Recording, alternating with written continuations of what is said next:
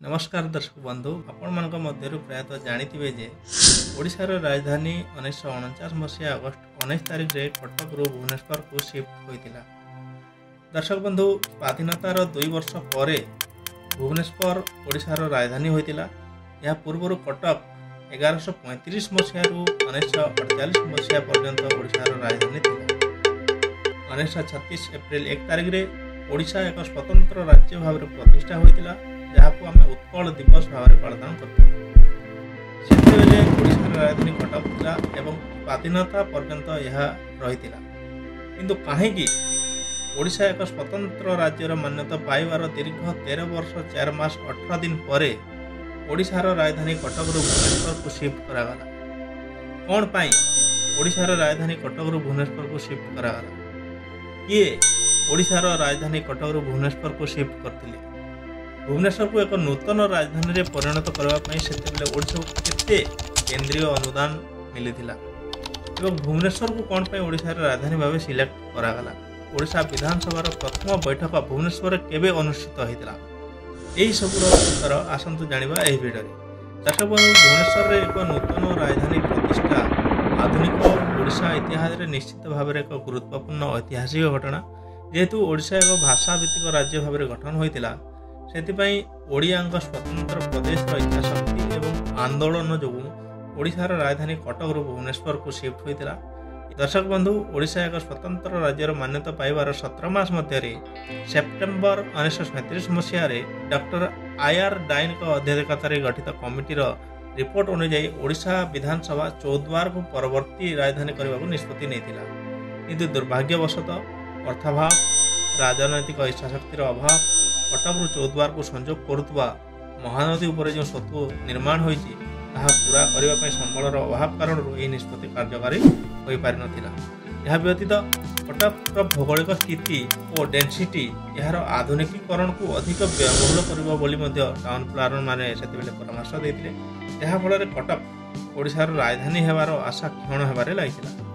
किंतु second world war पर रीअर्गानाइजेशन committee ओडिशार राजधानी पर भुवनेश्वर को एक आदर्श स्थान भाव प्रस्ताव देता, जहाँ को 1945 मसीह PWD समर्थन करथिला।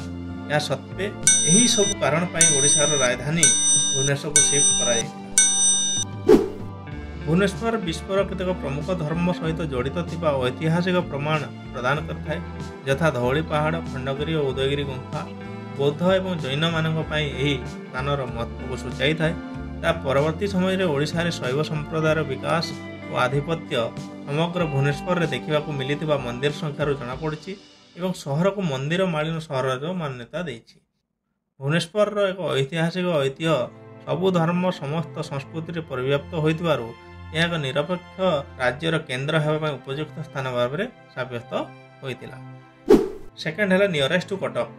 जेहेतु कटक ओडिशार राजधानी थिला एवं विशेषकर सरकारी गुरुत्वपूर्ण अनुष्ठान गुड़िकर कार्यर आधार बदलाइबा एक कष्टकर परिवर्तन बोली अनुमान करा। तत्सहित कटक समस्त सरकारी कर्मचारी मंत्री आदि को स्थायी भाव परिवहन करने तेणु नुआ राजधानी कटकर पाखापाखि होगा जरूरी हो पड़ा एवं यही सबु कारण भुवनेश्वर ही एक उत्तम जगह रूपी चयन करा। Next geographical region. कटक सहर महानदी और काठजोड़ी नदी मझिरे अवस्थित, जहाँ मौसुमी समय बन्यार आशंका को सृष्टि करता। यही कारण काठजोड़ी नदीर दक्षिण में अवस्थित भुवनेश्वर को राजधानी स्थानांतर कर कटकर आयतन से 138 वर्ग किलोमीटर थिला, जहाँ सरकारी कार्यालय यथेष्ट नथिला एवं भुवनेश्वर क्षेत्रफल 398 वर्ग किलोमीटर थिबा सहित भुवनेश्वर जलवायु भल थिला। भुवनेश्वर कठिन पत्थर भूमि में परिपूर्ण थिबारु सार्वजनीन कोठा निर्माण करने सहज थिला एवं भुवनेश्वर से अधिक जंगल जमी थिबारु जमी अधिग्रहण सहज थिला।